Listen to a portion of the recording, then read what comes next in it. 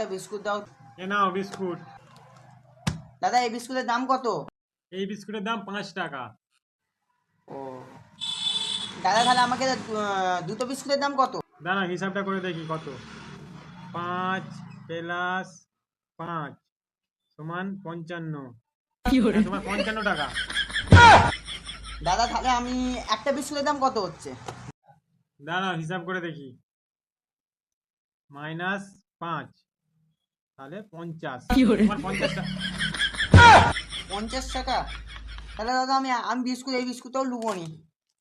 দাঁড়াও হিসাবটা করে দেখি। -5 তাহলে কত হচ্ছে? 45। তোমার 45 টাকা হয়েছে।